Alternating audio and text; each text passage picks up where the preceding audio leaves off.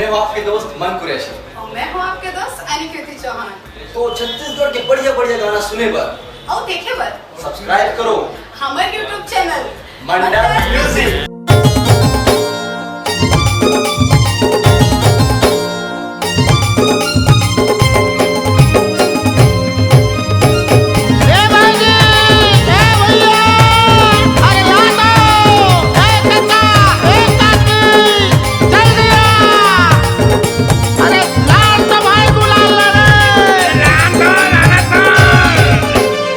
मौका मिले हवै आज रे संगी, मौका मिले हवै आज, मौका मिले हवै आज रे संगी, मौका मिले हवै आज, मौका मिले हवै आज रे संगी, मौका मिले हवै आज, मौका मिले हवै आज रे संगी, मौका मिले हवै आज। रंगे गुलाले धरे पिचकारी, रंगे गुलाले धरे पिचकारी, रंगे गुलाले धरे पिचकारी, रंगे गुलाले धरे पिचकारी, नहीं लागे कोनो लाज रे संगी, मौका मिले हवै आज, मौका मिले हवै आज रे संगी, मौका मिले हवै आज, मौका मिले हवै आज रे संगी, मौका मिले हवै आज। ओए ओए ला ला ला ला ला ला ला, ओए ओए ओए आ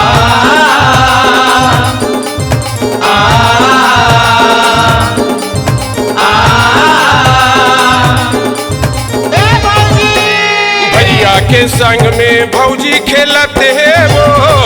ए दे भौजी खेलते हैं ना,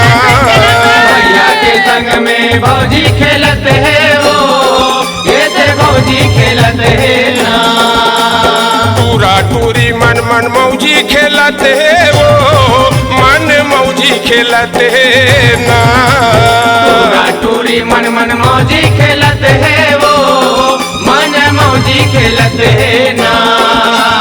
कोनो कोनो दिखे गोरीले कारी, कोनो कोनो दिखे गोरीले कारी, कोनो कोनो दिखे गोरीले कारी, कोनो कोनो दिखे गोरीले कारी, फागुन में माते हैं आज रे संगी, मौका मिले हवै आज, मौका मिले हवै आज रे संगी, मौका मिले हवै आज, मौका मिले हवै आज रे संगी, मौका मिले हवै आज।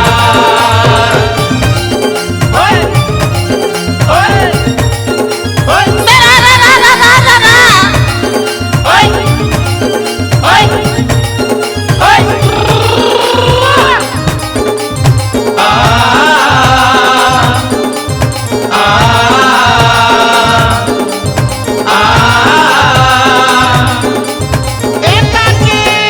काकीला काका रंग में रंगते वो, ए दे रंग में रंगते ना,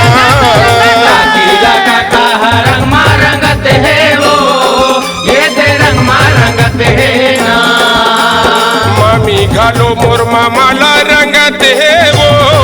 मोर माला रंगते ना, मामी गलो मोर माला रंगते हैं वो, मोर माला रंगते हैं ना,